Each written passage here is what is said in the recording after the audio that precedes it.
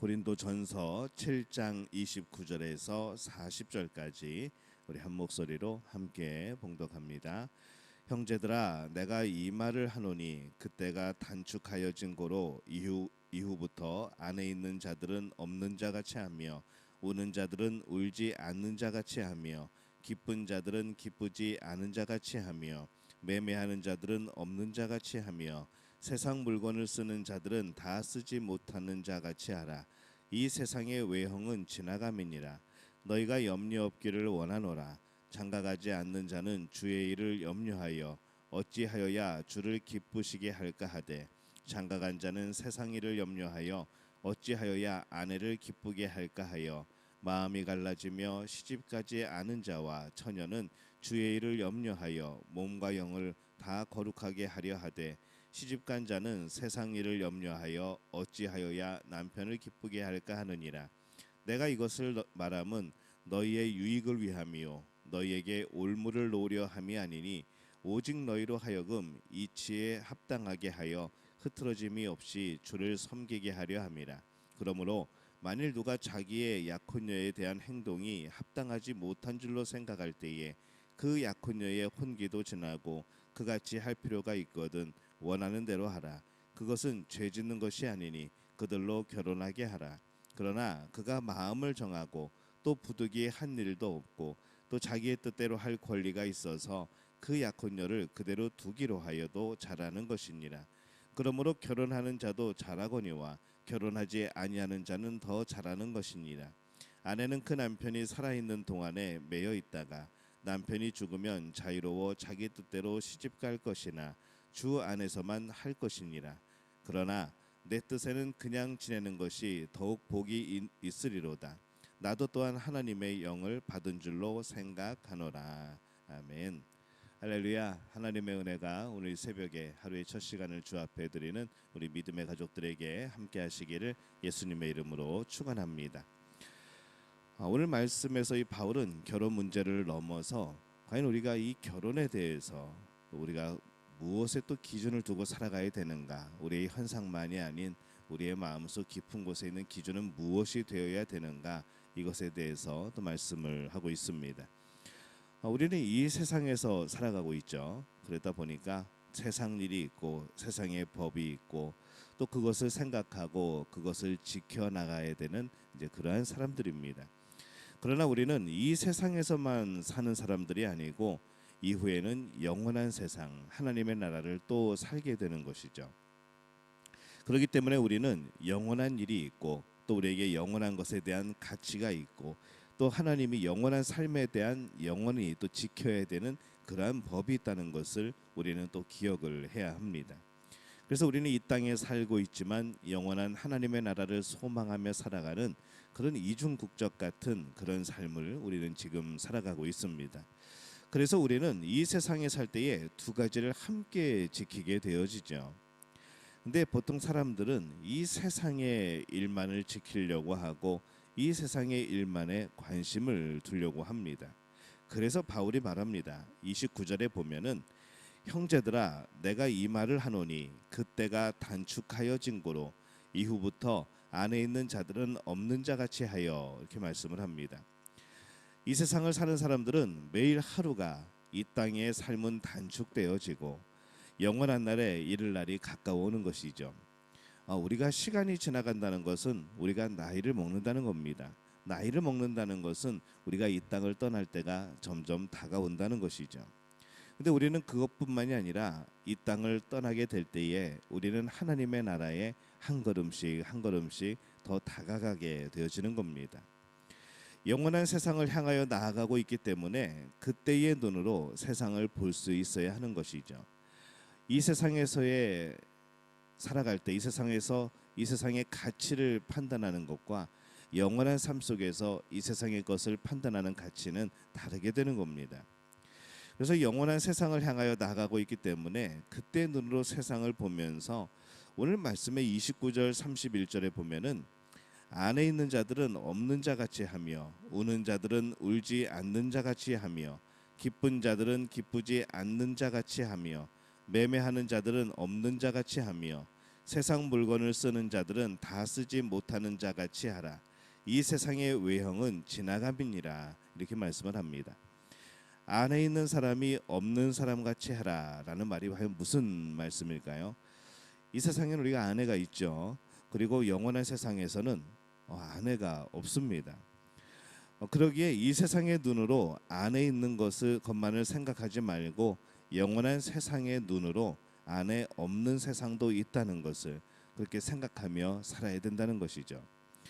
우는 자들은 울지 않는 자 같이 한다라는 것은 아마 보통 이 세상에서 울 일은 우리가 큰 어려움을 당했을 때 아니면은 우리가 어떤 그런 장례식장에 가게 되었을 때 그때 아마 우리가 눈물을 흘리게 됩니다. 그렇게 울 일이 있을 때에도 울기도 해야 되지만은 울기만 할 것이 아니라 영원한 세상의 눈으로 또 이 모든 것을 볼 수 있어야 한다는 것이죠. 그래서 우리는 장례식을 치른다라고 말을 하지만은 또 우리는 한편으로는 또 천국에 입성했다 아니면 하나님의 부르심을 받았다 우리는 그렇게 표현을 하고 또 천국을 환송한다라는 그런 표현을 쓰기도 합니다. 이 영원한 세상 속에서의 가치관으로 이 세상의 장례식을 보게 되는 것이고 또 그렇게 표현하게 되는 것이죠. 영원한 세상의 눈으로 보는 것, 이 영원한 세상에서는 눈물이 없습니다. 그렇기 때문에 이 땅에서 우리가 울면서 때로는 살아가지만은 울지 않는 자의 마음도 가질 필요가 있는 것이죠. 우리는 세상에서 살고 있지만 또 영원한 나라의 백성들입니다. 그렇기 때문에 이 두 가지 관점을 동시에 가지고 살아가는 것이죠. 영원한 나라의 관점에서 생각하는 습관을 들일 필요가 있습니다. 지금 속상하고 지금 마음 아프고 지금 상처가 되지만 그것이 영원이라는 그것이 하나님의 나라라는 관점에서 또 보게 되어지면은 전혀 다른 일로 우리에게 또 보여질 수도 있는 겁니다. 이 결혼에 대해서 바울이 말하는 것이 과연 무엇일까요? 이 바울이 말씀한 것은 소송에 관한 그런 분쟁에 관한 언급 외에 음행과 결혼에 대한 그런 말씀들이었습니다. 그리고 오늘 말씀에 이 결혼에 대한 바울의 결론적인 생각이 나오는 것이죠. 38절에 보면은 그러므로 결혼하는 자도 잘하거니와 결혼하지 아니하는 자는 더 잘하는 것이니라. 그는 계속 지금 이 결혼에 대한 음행에 대한 이야기를 하면서 굉장히 조심히 말하고 있습니다. 그래서 그는 자신의 생각이라는 말을 많이 붙이죠. 그러한 이 주장은 그 당시에는 매우 파격적인 주장이었습니다. 근데 왜 바울이 이런 결론을 자꾸 내리고 있느냐라는 것이죠. 32절에서 33절에 보면은 이제 그 이유가 나오기 시작합니다. 너희가 염려 없기를 원하노라. 장가가지 않은 자는 주의 일을 염려하여 어찌하여야 주를 기쁘시게 할까 하되 장가간 자는 세상 일을 염려하여 어찌하여야 아내를 기쁘게 할까 하여 마음이 갈라지며 이렇게 말씀을 합니다. 이 바울이 장가가지 않는 것을 더 선호하는 이유는 홀로 살아가는 것이 목적이 아니고 그게 좋은 것이 아니라 세상의 그 염려에서 해방되기를 바랐기 때문에 그랬습니다. 바울은 그 생각이었던 것이죠. 그래서 결혼하라 또는 결혼하지 말라라고 하고 싶은 것이 아니라 세상 염려를 벗어나는 방법이 과연 무엇일까라는 것을 말하고 싶은 겁니다. 근데 이 바울의 시대와 오늘날의 시대가 같은 면도 있지만은 또 다른 면도 참 많이 있습니다. 문화가 다르고 관습이 다르고 살아가는 여러 가지 모습들이 다른 것이죠. 그러나 같은 것은 오늘날도 사람들이 이 세상 염려에 참 많이 매여 있다는 겁니다. 그러한 염려는 영원한 하나님의 나라를 사모하는 마음을 빼앗아갑니다. 영원한 나라, 이 천국을 준비하며 살아가야 될 그런 모습인데 그렇지 못하게 하는 것이죠. 때로는 가정의 일이 하나님의 일을 하는 데에 시간을 뺏어가는 것처럼 보일 때도 있습니다. 그러나 어떤 경우는 반대 경우도 있다는 것이죠. 어떤 경우는 결혼을 하였기 때문에 또 부부가 함께 하나님의 일을 더 할 수 있는 또 그러한 일들도 있다는 겁니다. 중요한 것은 이 하나님을 향한 우리의 마음인 겁니다. 하나님의 일에 집중할 수 있는가? 하나님의 일에 더욱더 가까워질 수 있는가? 부부가 그것을 더 함께 할 수 있는가? 그래서 이 하나님의 나라를 살아가는 결혼, 하나님의 나라를 살아가는 부부는 더욱더 하나님께 매달려지고 더욱더 하나님 앞에 나아가게 되고 하나님의 일을 기쁨으로 함께하게 되는 그러한 조력자가 생기는 것, 이것이 이 가정이고 결혼의 진정한 의미라고 볼 수 있습니다. 우리는 정말 하나님 앞에 집중하며 살아갈 수 있는가?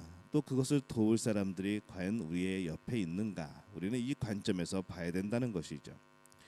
우리는 이 세상에서 살고 있지만 또한 영원한 나라, 또 하나님의 나라의 시민이라는 것을 우리는 기억을 해야 합니다. 우리의 시민권은 이 세상이 아니라 오직 하늘에 있습니다. 그래서 우리가 세상에 영원히 살 것처럼 매일 필요가 없다는 겁니다. 항상 하나님의 나라를 기준으로 생각하고 그 가치관을 가지고 살아가는 것, 정말 한 마음으로 하나님 나라의 일에 집중할 수 있는 것, 그것에 우리의 삶을 맞춰가는 것이 필요한 것이죠. 오늘 우리는 우리의 삶에 하나님의 나라를 맞추어 살아갑니까? 아니면은 하나님의 나라에 우리의 삶을 맞추어 갑니까? 이것이 뒤바뀌어지면은 내 중심의 삶이 되어지고 때로는 하나님 중심의 삶이 되어지는 그 갈래길에 서게 되는 겁니다. 우리는 그 길 중에 무엇을 선택하고 있습니까? 여러분들은, 우리 모두는 하나님 나라에 맞추어서 이 땅의 삶을 살아가는 그런 복된 분들이 되어지시기를 바랍니다. 어떤 일을 하든지 어떤 계획을 잡든지 하나님의 일에 헌신하는 것, 하나님께 더욱더 충성하는 것, 이러한 삶을 선택하고 살아감으로 인하여서 진정한 복을 누리는 우리 믿음의 가족들이 되어지시기를 예수님의 이름으로 축원합니다.